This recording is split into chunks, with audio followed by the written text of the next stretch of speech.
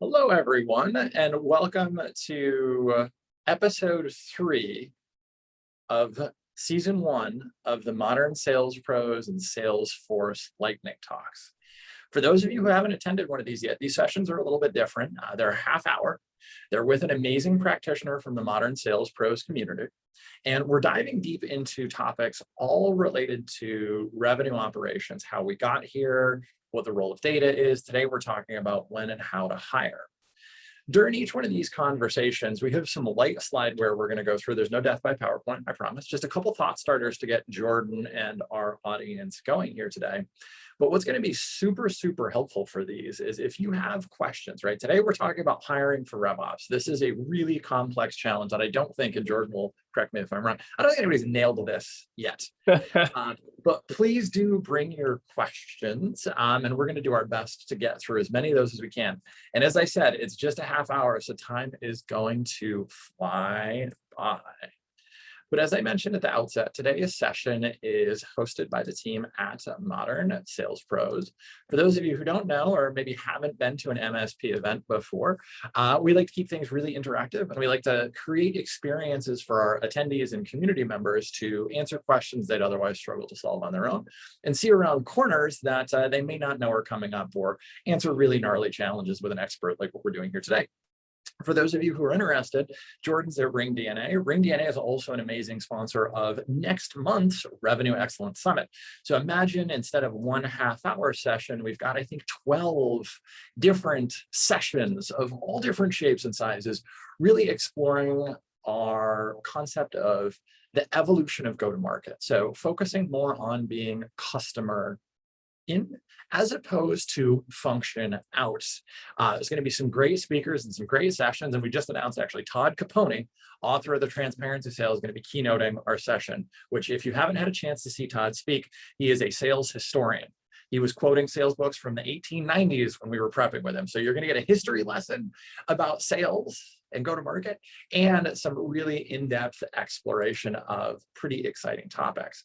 But enough about that. Let's jump into it. Let's meet Jordan, our speaker here today. Jordan, give us a bit of background in how you ended up in revenue operations and what that means at Ring DNA.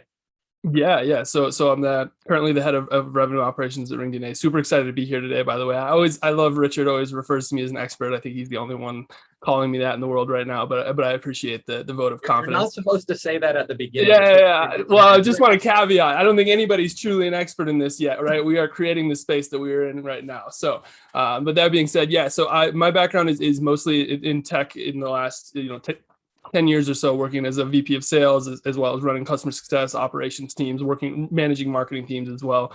Ultimately ended up at Ring DNA, where I'm the head of revenue operations, and my role here is really focused around eliminating the gaps between marketing, sales, customer success, and actually finance and legal, because prior to tech, I was actually an attorney for a corporate firm and did a lot of corporate legal work. And so I still have my law license. And I know that is a unique background for revenue operations, and sort of segues nicely into the topic today of how to hire for revenue operations, because it is the island of misfit toys, I believe. I think that's a great way to think about it. And Jordan is emblematic of that non-traditional background, because there's really not, like, no one's going to school, graduating with their degree in revenue operations and then getting into it. I don't think that my law degree and my social behavioral science bachelor's degree are typically what you would be looking for in terms of this person is going to be in revenue operations at a SaaS company, right? But again, social behavioral science does sound like a lot of personality management, which is an important part of RevOps, right? Because you very, very important. Yes, yeah. We can make that leap, right? There's absolutely no egos that you deal with at all. Of course, right. Well, and in law especially, no lawyers have egos. Like, obviously, nobody's ever dealt with any lawyers like that. I love it, Jordan. Well, we're always excited to have you back here. Always a good conversation. And today we're talking about hiring, as we mentioned kind of at the outset. Jordan's emblematic of the background. Like, people kind of end up in revenue operations. So today we're going to talk through a couple of concepts. The first is, when is the right time to hire? Then we're going to talk a little bit more about some of the mechanics of it. What kind of profiles make sense? Where do you find great candidates? Then if we have time at the end, we'll chat a little bit about compensation as well, because I think that that's another area where with any emerging role, you want to get it right. And you want to know what everybody else is doing. So I guess, Jordan, let's get started with this. When's the right time, in your opinion, to hire somebody to kind of do the tasks associated with revenue operations like full time? Yeah, it is a great question. I mean, I think that you'll hear a lot of my colleagues, and a lot of them say really smart things most of the time, right? One of the things that you'll hear a lot of them say is like, hire RevOps first. And that's wrong. Like, don't do that. That I feel very strongly that that's not the right decision, because who are you aligning, right? Like, you're bringing revenue operations to align customer success, sales, marketing. If you don't have those teams yet, what is RevOps going to do? They're going to lay a foundation and then wait for other people to show up and actually do their jobs and actually bring in revenue. Whereas you should bring in revenue operations early enough to actually like impact things and make sure that you're tracking data appropriately and tracking all the things and laying a foundation. But you need salespeople, you need marketing people well before you're bringing in a RevOps person. And I have RevOps colleagues that are probably hating me right now because 3 people are taking down job postings, and that's fine. They shouldn't be hiring for RevOps right now anyways. But the reality is there's some version of a ratio, and it probably varies company to company, at least in my opinion, where, you know, like maybe if you have a good sales cycle and a good marketing team, maybe it's 10 salespeople to 5 marketers and significant budget on both teams. And that means that you, at that point, need somebody in revenue operations to come in and make sure that those 2 teams are moving directionally the same way. Maybe it's 20, maybe it's 10. It's going to vary based on your sales cycle, but don't do it too early, because that's budget taken away from teams that are actually going to, like, honestly be closing you revenue, right? They're generating leads, they're actually closing business, that sort of thing. It feels like it's one of those ones where there's no one size fits all model for this. But what Jordan's talking about here is like the argument that you hire RevOps first. I've heard that for revenue operations. I've heard that for enablement. I've heard that for a lot of roles that aren't. And I love Jordan's point there, where it's like, hey, hold on, like you can have the right ratio. One of the things that we've seen, and I think this actually comes from Brad Smith and the team at Sonar, is about 12-1. Yeah. Is about the right ratio, right? When you start to get 12 people in the sales org, it kind of seems like that's about the right time, whether that's SDR, because, and that, right, from a complexity standpoint, like, does that at least conceptually hold weight with you? It conceptually holds weight with me. I think the bigger thing for me is the sales team size is important, right? Because and take into consideration, right? Like, if I have a 12-person sales team and a very complex sales cycle, that's a way different thing than if I have a 12-person sales team and a very easy, short sales cycle, right? Like that's drastically different. The other piece of that is marketing. On the other marketing side, I would look at it as like, do I have marketing? Because I might have a 12-person sales team and no marketing. And then in that point, I just need sales ops. I don't need like a true RevOps leader yet, because I don't even have marketing. I don't need that yet, right? But if I have marketing and my marketing budget is $10,000 for the whole year, I probably also don't need RevOps, because I'm not doing enough on the marketing side to actually like move that needle. And by the way, I'm going to pay a RevOps person like $200,000 when I could, or $150,000. That's a lot of marketing budget. That's a lot of LinkedIn ads that I could be running instead. And so use that budget there first, and then bring somebody in to help align that over, right? Once you've sort of experimented that and done those things. So I think it's a balance. And I think 12-1 is a great example of a starting point. And for me, it's probably from like a sales to marketing, it's probably like 12-4 would be like a common place, where if I have 4 marketers, 12 salespeople, that means I probably have somebody in marketing ops, probably a demand gen person, you know, those sort of things, probably product marketing. And then I'm bringing in a RevOps person to make sure that those 2 teams are really aligned. And I think another way to think about this too, and this is kind of common in real time. It's kind of like when you start to operate like a little business, right? You're not in the everybody's doing everything, but you start to specialize, because that's where you end up with those crashes, right? If you've got demand gen, PR, Marcom, one other group of marketing, right? Like, they have a team meeting where everybody's like, "What do you do?" Yeah. Right? And you know how much I hate the saying like breaking down silos. You know, I despise it. But when you start to have silos, then you need somebody to break them down, right? Like that's there it is. Like that's the point. I dig it. I think that there's a lot to unpack with this, and I think the part that just to give a little bit more credence to what Jordan is saying, we're all figuring this out. There is no one right answer for this. Every organization is different. Every organization is going to approach this a little bit differently, and there's no one size fits all model. What we're hoping to impart today is just to empower everybody here to be like, there's no one right or wrong way to do it, contrary to what the latest LinkedIn influencer du jour is saying. But there's also a lot of first principles here that kind of hold true. Yeah. Live question coming in, and I think this is important context. You said it really quickly at the beginning, George, but can you define a little bit more of what kind of, when you say revenue operations, what that means, and then how that's maybe different from sales ops, marketing ops, business ops, et cetera, just to set the stage for folks that join maybe a little bit later. Yeah, totally.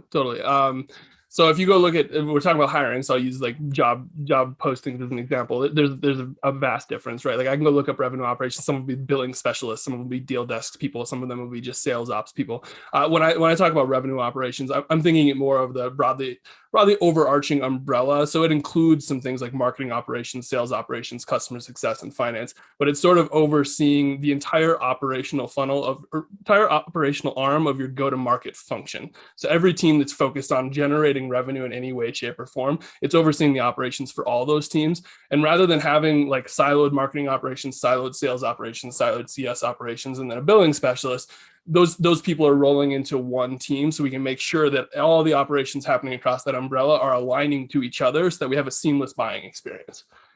Yeah, I think the seamless buying experience is an important part. The other way that we've heard folks describe it is if you think of the revenue engine as an assembly line, they're kind of the ones looking at making sure the factory is running smoothly, not diving deep into any one machine or there. But I think you're right, though. I think the most important thing in the piece that's often missed is aligning all of it to your buyer's journey. Right. Yeah. Like it's not just, hey, I'm aligning everything and then we're going to go to market. It's I'm aligning it to where my buyers are right now so I can meet them there. And I think this lines up with some of the research that's coming out of, I think it's either Forrester or Gartner, one of them, where they talk about kind of the bow tie of like customer experience and the rise of transparency in the sales process, right? Your customer has a ton of information about your organization before they even chat with you. So how do you make sure that they've got a frictionless experience throughout? And that results in, I don't remember what the end of the bow tie is, but it's like a great happy customer bringing in more people or something like that. So I mean, that's what we're all looking for. So right? Yeah, I think we definitely don't want unhappy customers. That's for sure. Yeah. Well, you started to touch on this a little bit. We've kind of defined the discipline in our own language. Hiring for that's got to be a pain in the ass. And in all honesty, I can't imagine. I don't envy what you're looking for when you're trying to hire into revenue operations. But when you're thinking about this, maybe I'm hiring my first RevOps person.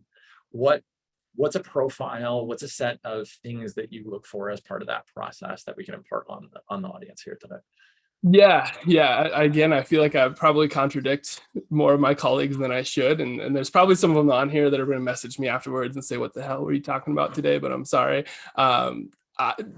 I think typically speaking, what happens in revenue operations hiring right now is you get a bunch of people that were in sales ops that are sort of making that transition to revenue operations. And so if I'm hiring for RevOps, I would look for that.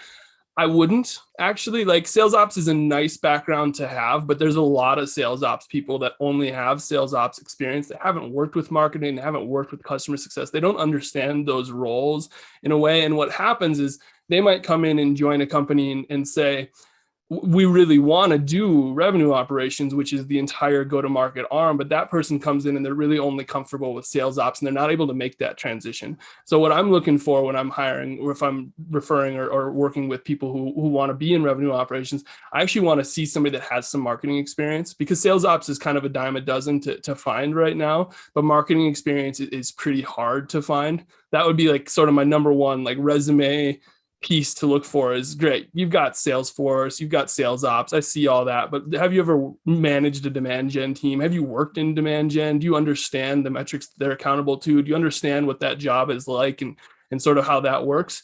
Because that piece is harder to find, but going to be way more important to make sure that they just don't end up doing sales ops for you, if that makes sense. Yeah, I think there's a bunch of questions that I have kind of on that. So you talk about kind of having some experience in marketing or customer success or whatever it might be. What about on the technical side, right? What are the things that you're looking for there? Are there backgrounds like electrical engineering, supply chain management? I don't know. What are some common profiles? Electrical engineering might be great. I have no idea. Sure. It's the island of misfit toys. Why not?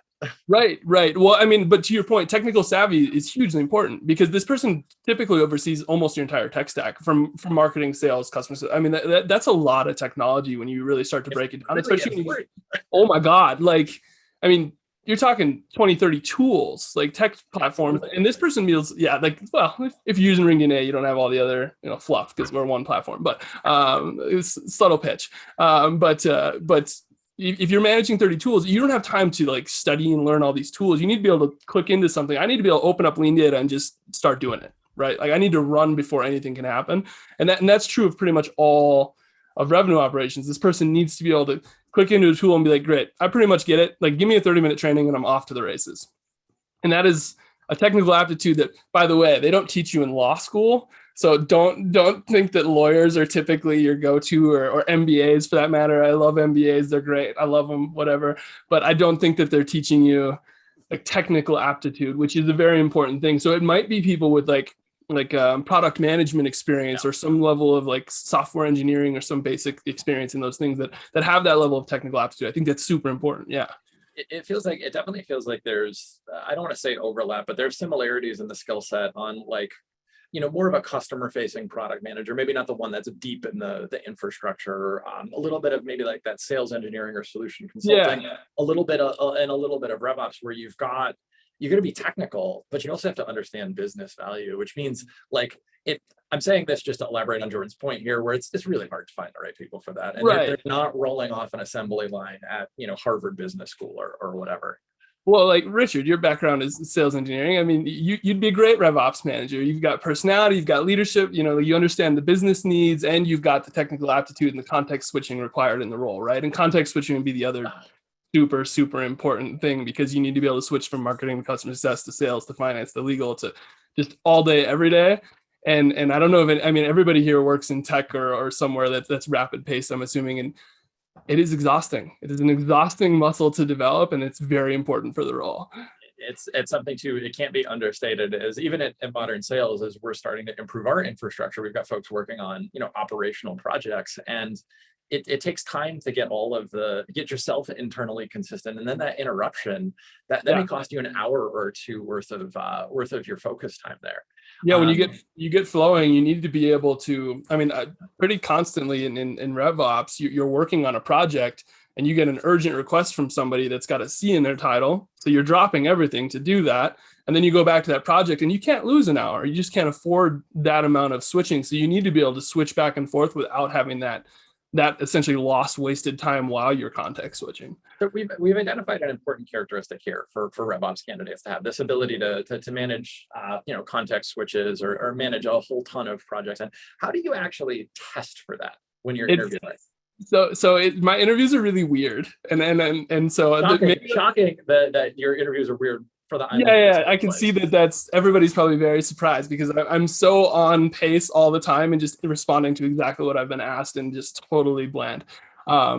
But no, my interviews are very weird because I think interviews typically go through like a logical flow, right? Like tell me about the company you're at, tell me about what you've done there, like tell me about why you're interested in leaving, why are you interested in our company, and then do you have questions about our company, right?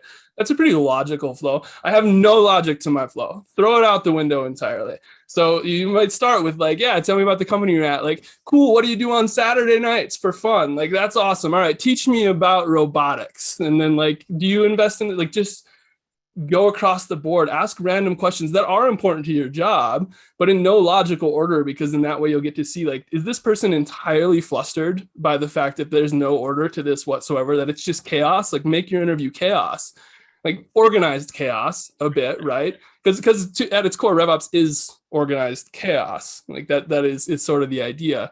And I apologize to anybody, whoever watches this, that I've interviewed, because a lot of times people are like, whoa, like what is happening in this conversation? I can see that being a little bit overwhelming for a candidate, but you have to start to simulate some of that. A great live question coming in from Joshua.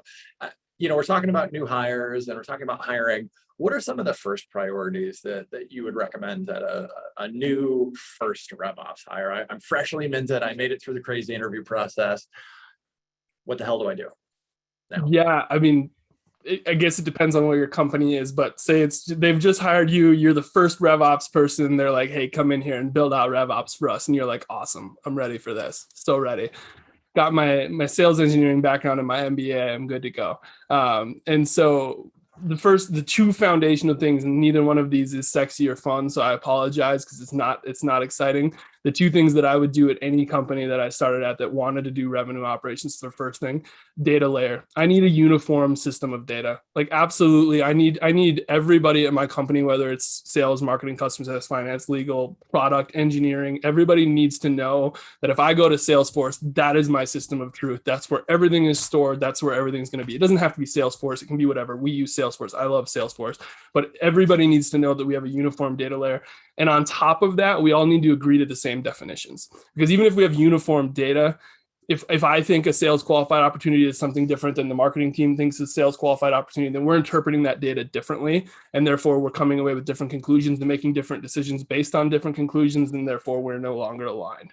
Right? Those are two really, really boring and difficult things to do because getting a uniform data layer requires a lot of product skills and a lot of implementations and a lot of like data flow into there. And agreeing on definitions requires a lot of executive buy-in, to be totally honest. Like when you go to your CSO and your chief sales officer and your chief marketing officer and try to get them aligned on definitions, you're going to want to make sure that your CEO and your COO are aligned with you doing that, right? Everybody in the C-suite needs to be aligned to this idea and bought into revenue operations in order for that to be successful. But two really important things. We had our lightning talk last week was actually Danielle Marquis, VP, SVP of RevOps at Zappy, talking about this. And the part that folks often underplay is they're like, oh, I'll buy some technology. It's going to help with the getting the data into one place, which is true. But they often underplay like the amount of group therapy required for your organization to align on. Yeah. Like what Jordan was talking about, like SQL, MQL. When do I create an opportunity? When do I advance an opportunity? When do I close lost an opportunity? When do I create a renewal opportunity? Like that sounds really academic and boring, but I don't know. 75% of organizations probably goof that up and end up in that lovely board meeting where the CMO and the CRO are just like, nah, the leads are bad, but like we're doing work over here. We did some research on this back in, it was probably like November, October of last year. And we surveyed like 300 companies and only 37% of CSO, like chief sales officers and CMOs, thought that they had an aligned definition of what a qualified opportunity was with the other side. Like 37%. I mean, 63% of like sales and marketing teams don't even think that they're aligned. And I would guarantee that some of the 37% who think that they're aligned are not. And so it's bad. And you know, the part about that is too, like a CSO is probably going to lie on that because we know how to take tests. Yeah, like I can't say no to that. Yeah, like no, we're perfectly aligned. Yeah. I think we're kind of on an interesting riff here, and I want to pull on this a little bit further. Question from Nash here about that kind of data form layer. How do you do it? How should we think about it? Do you hire somebody to run that and manage that taxonomy eventually? Is there a business analyst? Like, again, back to that kind of ideal world. We're getting started here. How would you approach that?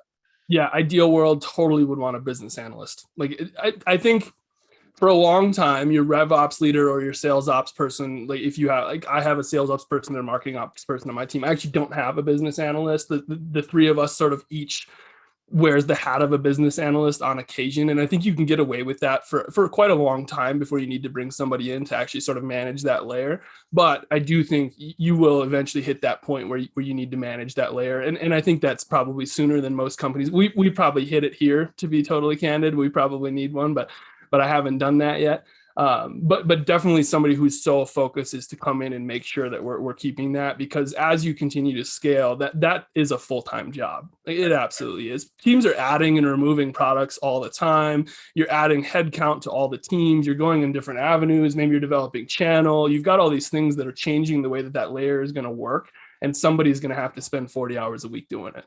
It's something where I think the latest I've seen is I think the enterprise marketing stack has 91 solutions on it. The enterprise sales stack has 17 and growing. And now we're starting to see the rise of like customer success tools, right? It used to just be like surveying and ticketing, and now there's 7 or 8 tools there, and it's only growing.